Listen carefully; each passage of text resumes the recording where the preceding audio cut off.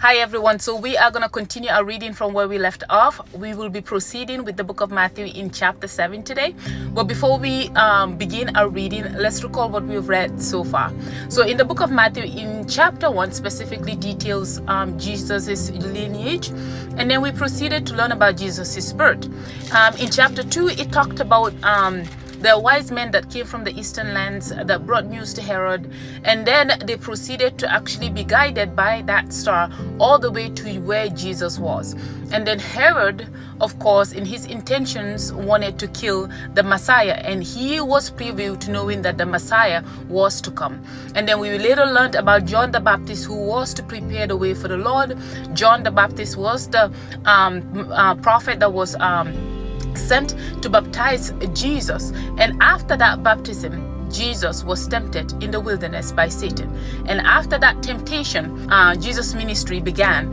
And in that ministry we read about the first disciples he called, and then proceeded into where Jesus gave a sermon on the mount. And in that sermon Jesus proceeded to guide us through a lot of the things of the kingdom of heaven. He called out the Beatitudes, which was an announcement of blessings, and then proceeded to teach us about salt and light, and then tackled the law and broke it down in many teachings. And we are still in that teaching as we proceed into the book of Matthew in chapter 7. So in chapter 7, his teaching is about do not judge others. We're gonna begin in verse 1, and it says, do not judge others, and you will not be judged, for you will be treated as you treat others.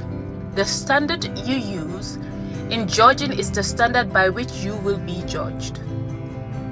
And why worry about a speck in your friend's eye when you have a log in your own eye? How can you think of saying to your friend, let me help you get rid of the speck in your eye, when you can't see past the log in your own eye? Hypocrite. First, get rid of the log in your own eye, then you will see well enough to deal with the speck in your friend's eye.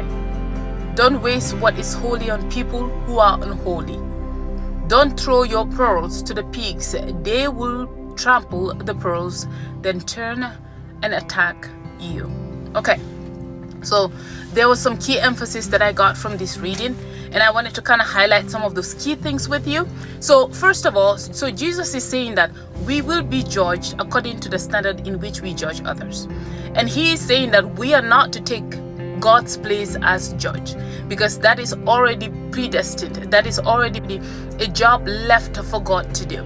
So one of the key things that was very interesting was Jesus also was urging on us to self-reflect. And I think that's a key indication of the fact that before we point our fingers to others, maybe we need to point that finger onto our direction. In that regard, when we stand before God to account for the things that we have done here on earth, we have to give account for the things that we have done, not what somebody else has done to us. And one of the key things that I feel like Jesus is calling us to do here is to actually have a deeper understanding of self-examination and a radical shift in our mindset.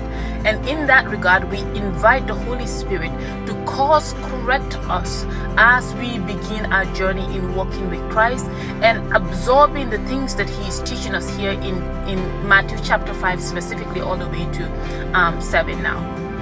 And in verse 3 it says, why worry about a speck in your friend's eye and forget about the log in your own eye? I actually have an image that I'm going to attach to this video so you can look at that, just because I feel like it best describes this verse very accurately in that regard. My goodness, you can't even see, and you want to plug out the little speck that is in somebody else's eye. And Jesus here is not playing. Jesus has not been playing since he sat on the mount and started his sermon, and has been very clear, very direct. If you don't know by now, he called the Pharisees and the teachers of religious law hypocrites. Now, he called you and I hypocrite, because guess what? Here he says, you and I are the hypocrites. Is he wrong? No, he's not. He's always right, actually. but he's calling us for the hidden things that we do, that we feel like it's okay to do. He's calling us that before you judge somebody else, maybe self-examine. Before you plug the speck in somebody's eyes, maybe look at yours, because you can't even see past yours. So I think that he's very, very diligent in what he speaks about, and he speaks it with such great authority. Now, one of the key things that I wanted to highlight here is he ended these verses with valuing what is holy. And what is holy is the gospel, because it carries truth, it carries light, it carries the essence of life. So I will leave you with that, and we will continue in our next section the next time we meet. All right, bye.